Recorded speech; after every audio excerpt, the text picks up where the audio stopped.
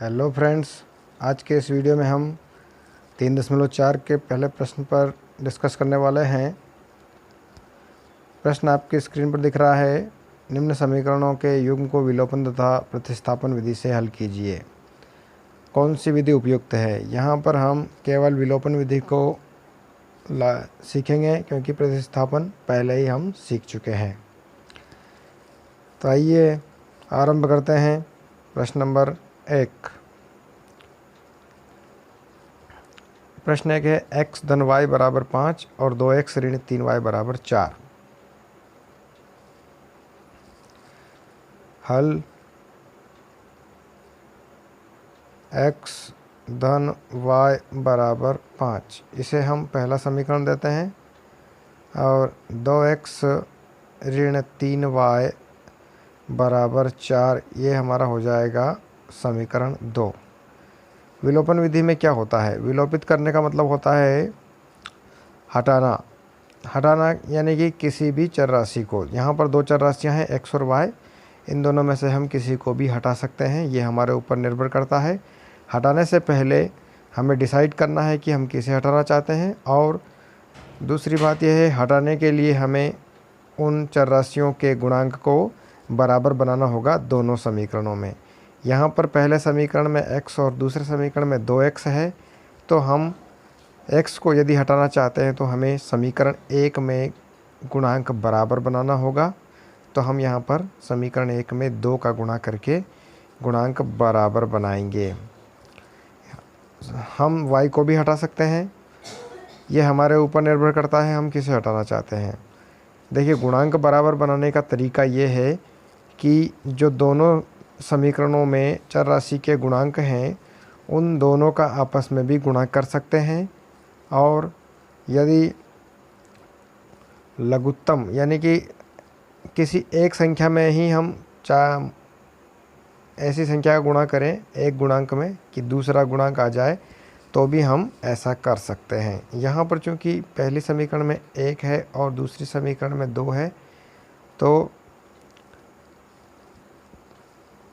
हम केवल 2 का गुणा करेंगे। यदि x का गुणांक 3 होता तो हम 3 का 2 में और 2 का समीकरण 1 में गुणा करते। जैसे समीकरण 2 में ऐसा है कि दूसरे सवाल में ऐसा है कि 3 का गुणा समीकरण 2 में और 2 का गुणा समीकरण 1 में कर देंगे। 3 का 2 में और इस 2 का समीकरण 1 में, तो हमारा जो गुणांक है 6 बन जाएगा दोनों समीकरणों में। ऐसा दूसरे सवाल को हल करते समय करना है।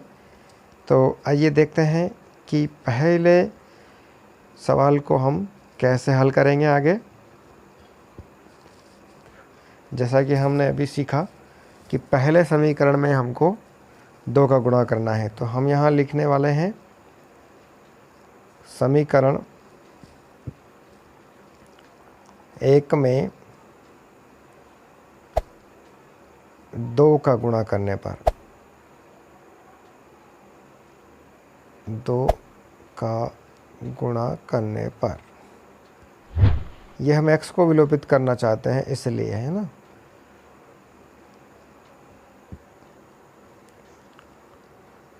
दो का गुणा करेंगे तो समीकरण क्या बनेगा? 2x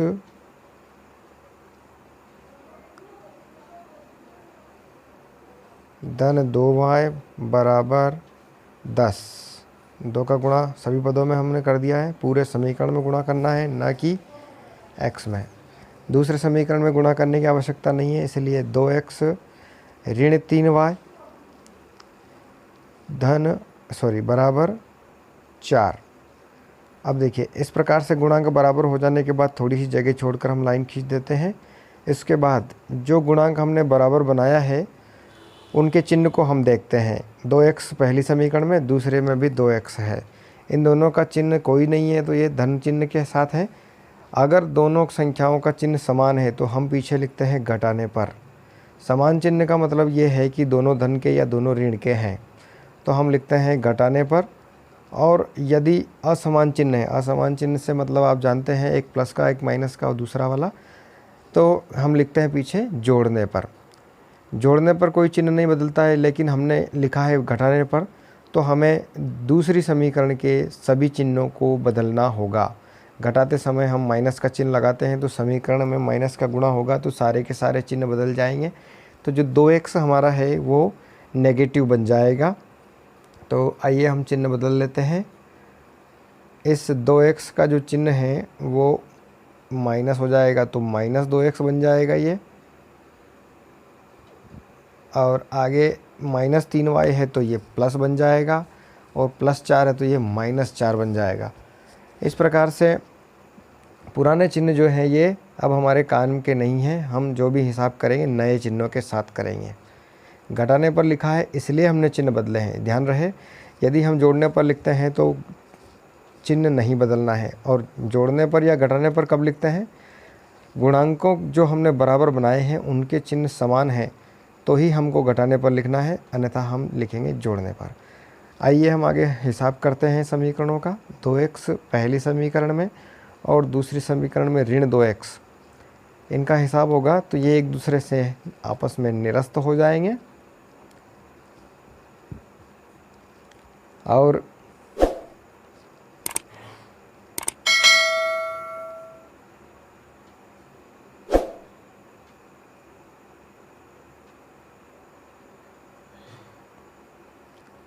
इस प्रकार से 2x से 2x निरस्त हो जाएगा, +2y और प्लस का 3y। अब देखिए नया चिन्ह आ गया तो प्लस को लागू करेंगे।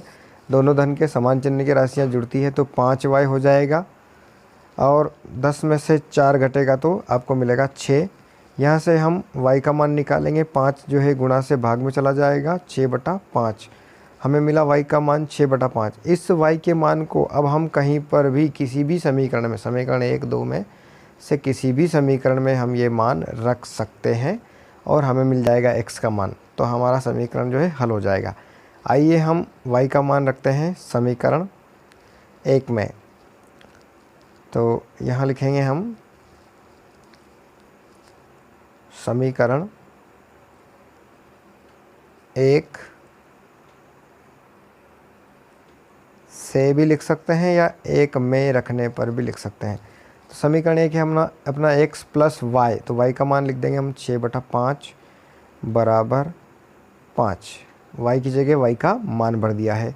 बटे में 5 है तो हम पूरी समीकरण में 5 का गुणा कर दे रहे हैं, जिससे 5 हमारा भाग से हट जाएगा। तो हमें मिलेगा 5 का गुणा करने पर 5x, धन 5 से 5 कट जाएगा तो 6 मिलेगा, और बराबर के पीछे 5 में 5 का गुणा होगा तो 25।